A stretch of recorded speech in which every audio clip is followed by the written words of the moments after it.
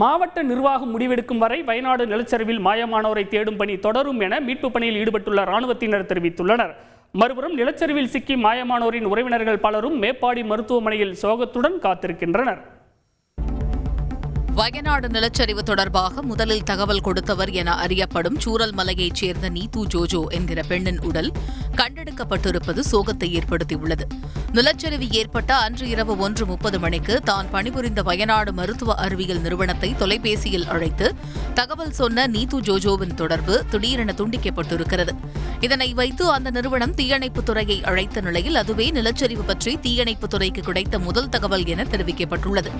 தங்களது நண்பர்களின் நிலை குறித்து தெரியாததால் அவர்களை தேடி மேப்பாடி அரசு மருத்துவமனைக்கு வந்த ஜாகிர், ஜேஷ் ஆகிய இளைஞர்கள் மருத்துவமனையில் வைக்கப்பட்டுள்ள உடல்களை அடையாளம் காண வருபவர்களுக்கு உதவி செய்து வருவது நெகிழ்ச்சியை ஏற்படுத்தியுள்ளது. தங்களது நண்பர்கள் 7 பேரை காணவில்லை என கூறும் இந்த இளைஞர்கள் உயிரிழந்தவர்களை தேடி பரிதவிக்கும் மக்களுக்காக மருத்துவமனையிலேயே இருப்பதாக கூறியுள்ளனர். என்னுடைய குடும்பத்தை சேர்ந்தவங்க சொந்தக்காரங்க நிறைய பேர் இறந்துட்டாங்க. என்னோட நண்பர்கள் 7 பேரை காணோம். விட்டு போக மனசு வரல. பாதிக்கப்பட்டவங்க அவங்களோட உறவினர்களை தேடி வரும்போது மனசு கேட்கல. சம்பவம் நடந்த மறுநாள் வந்தோம். இன்னும் இங்கேயே தான் இருக்கோம். தூங்க கூட முடியல. சூரல்மலை நிலச்சரிவு பாதிப்புக்கு பின் வீடுகளை அடையாளம் காட்டுவது மற்றும் பாதிப்புகளை மதிப்பிடும் பணிகள் நடைபெற்று வருகின்றன. நிலச்சரிவில் தாய் உயிரிழந்த நிலையில் தங்களது வீட்டை அடையாளம் காண்பிக்க தந்தையுடன் வந்த சிறுவன் உருக்குலைந்த வீட்டில் இருந்து தனது நோட்டு புத்தகங்களை கொண்டு சென்றார். இதுகுறித்து அந்த சிறுவனின் தந்தை சாபு கூறுகையில், எங்கள் வீட்டில் இருந்த 5 பேரை காணலை. எல்லோரும் போயிட்டாங்க. என் சொந்தக்காரங்களோட நிலைமையும் இதுதான். அவங்களோட வீடு கூட இருந்த இடம் தெரியலை.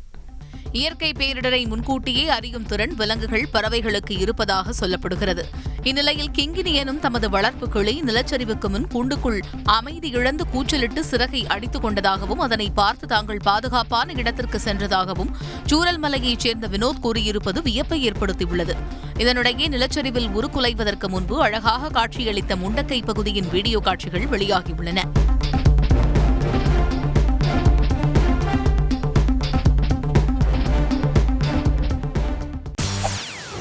செய்திகளை உடனுக்குடன் தெரிந்து கொள்ள உடனே சப்ஸ்கிரைப் பண்ணுங்க.